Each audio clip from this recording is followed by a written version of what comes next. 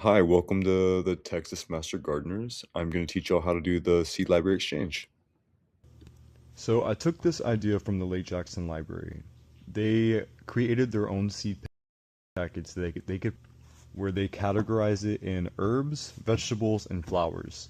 I love this idea, and I decided to make my own. That way we can show all of our partners. We have the Brazoria County Library System, the Texas Master Gardeners, and the AgriLife Extension Office. If we are doing Bay City or Sargent, I just switch out the Brazoria County Library with a Bay City Library tag. So that is how we get our seed packets. I print them out, and then we've had some amazing volunteers that have went ahead and cut them out for me. Thank y'all for doing that. I'm going to now show y'all how to put it together. All you need is a glue stick, and the first step, you're going to lay it flat, and we're going to do the longest fold. We're going to put it on its back, and we're going to fold this up. The reason why I'm folding this up instead of doing this and looping it around is because I want this to show all of our partners as good as possible. So what we're going to do now, I'm going to fold this down, matching the lines, kind of like you're making a paper airplane, right? You're just going to get a nice fold, make sure it's even. So now this is showing the back side of the packet. This is the front side where you can write the name of the vegetable or herb or flower, and then also the date. So let's go ahead and glue this down. That way we get our core of the cylinder. I'll just glue it down. And now you can see we've kind of made like a Coke can half, but it's sealed, right? Now to keep the seeds from falling out, and this is one of the most important parts, right? Because if we don't seal this correctly on the bottom, the seeds are going to fall out. And we don't want that to happen, right?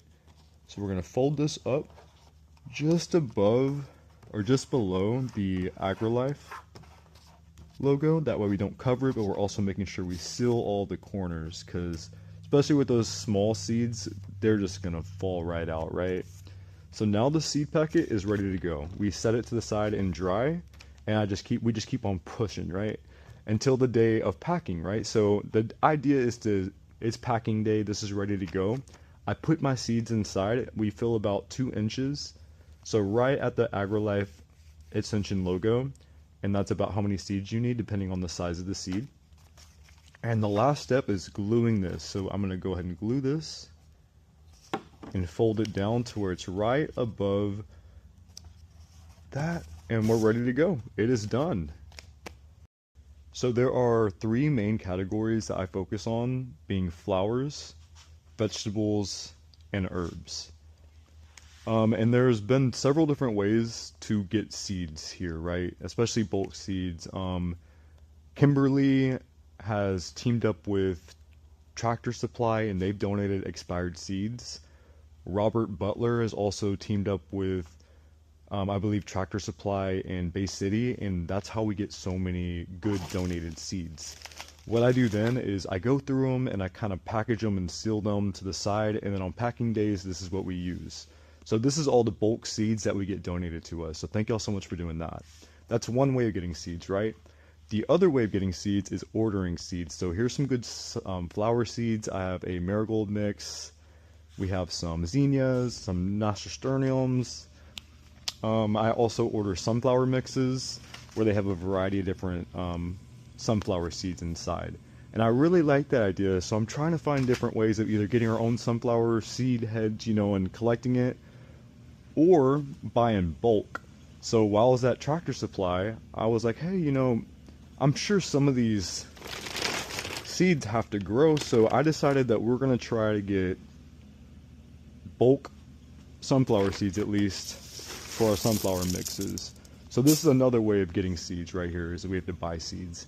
And then finally, collecting seeds, right? I see some people that are collecting milkweed. We have some Texas mountain laurels, a whole bunch of cosmos seeds from bees. And so yeah, growing our own seeds is how we become sustainable as well. So those are the 3 ways of how we get seeds. And then from there we go to packaging seeds. Hey everybody, I'm at Bees, and I just wanted to show y'all how I collect seeds at Bees. Rosa Fletcher over here at the Secret Garden has cosmos that bloom, and this is an entire jar full of seeds from her garden. Cosmos are one of the easier seeds that I've been able to learn how to get. You can see we've already taken most of the seed heads off of the flowers, but pretty much after they bloom, you can see here's some seeds. They turn into seeds. Here's a Cosmo yellow flower right there, and the variation we have on this side is orange and yellow. But so we'll come in here, and you can look around the floor too. Sometimes seeds will fall, and they'll regrow. You can see all the small ones right here trying to grow back. So this is how we collect our Cosmos seeds out at Bees. There's some zinnias also in here. I personally don't know how to collect zinnia flowers yet, but apparently you can collect these and also plant them. So I'll just kind of walk around. Here's some more seeds right here. The easiest way for me to do it is kind of cupping it and then going up. And then I take all the seeds and I put them in my jar or a cup or whatever I'm walking around with that day. Usually you do need to dry your seeds, so make sure that they're brown and not too green, because then you're taking moisture, and then you can have it too much moisture in your jar, and that's not good. But yeah, so I'm just collecting seeds, kind of look around. It's a good sign when the plant is brown like this. That means it's pretty dry for storage. But yeah, the zinnias are beautiful out here. I'll just kind of walk around.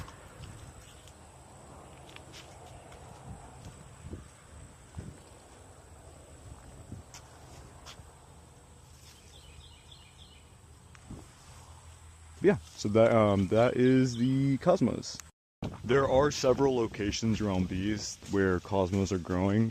The only variation we have is yellow and orange right now. You can see here's some really good seeds over in the secret garden. Sorry, the enabling garden. Yeah, I'm doing the same cupping method, kind of picking them up. There are other variations and colors of Cosmos, but this is about all we have at Beast for right now. I did order some pink ones called Candy Stripe, so maybe we can get some of those growing out here in a different location. I am still in the enabling garden, and you can see we have milkweed that'll come out. It's totally up to you if you would like to collect milkweed. I usually just kind of spread it back out. You can see they'll bloom, and then here's some good seeds in there. Over here in Grandma's garden, it's a really good example of how she grows just yellow. Remember earlier I was saying there's an orange and yellow variation? Those are actually two different plants that just kind of got planted together. So over here, she has them separated to where she only has yellow. So if you were to collect from this garden, you could mark it just yellow, because there's probably not much orange. But since I am mixing the orange and yellow variations and look really well together, I'm just going to go ahead and add it to the big thing, and we'll call it orange and yellow variation. I do eventually want to get a spot where we're having other colors like pink or white, red Cosmos maybe. That way we can have some more color variations. But this is a great example of how you can have one color variation growing all season long and have seeds after the blooms get pollinated.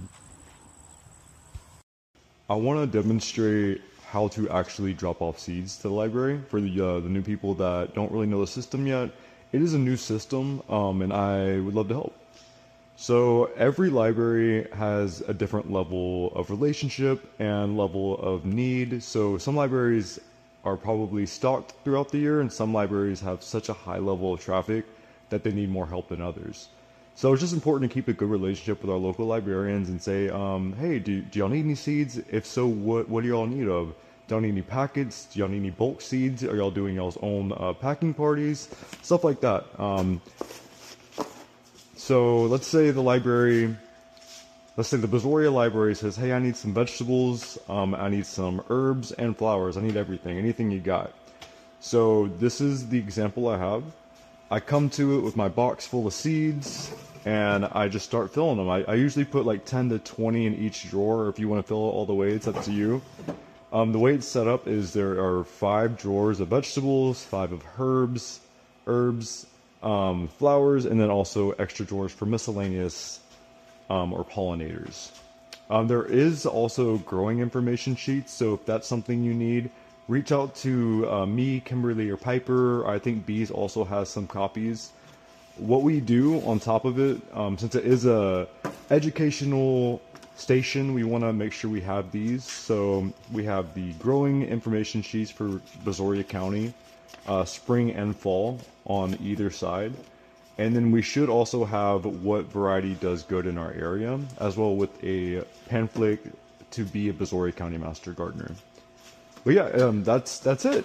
Thank you all so much for helping out with this project, and let me know if you need anything else. I did forget one thing. I want to show y'all how to fill out a seed distribution form. So I need to get this QR code scanner so it's easier, but let's just say we use the link through email, right? And this is the site. You can do it right there in person, or if you want to go home and do it on your computer later, that's okay too. Just paper pencil is okay too, just as long as we keep a record of it.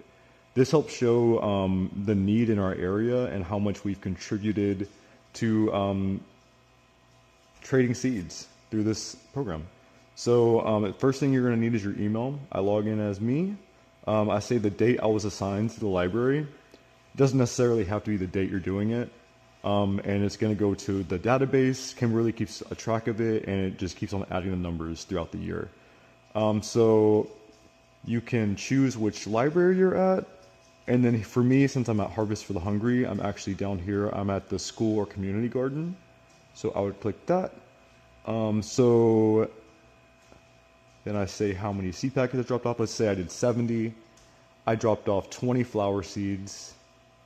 I dropped off 40 vegetable seeds and then 10 herbs, making 70.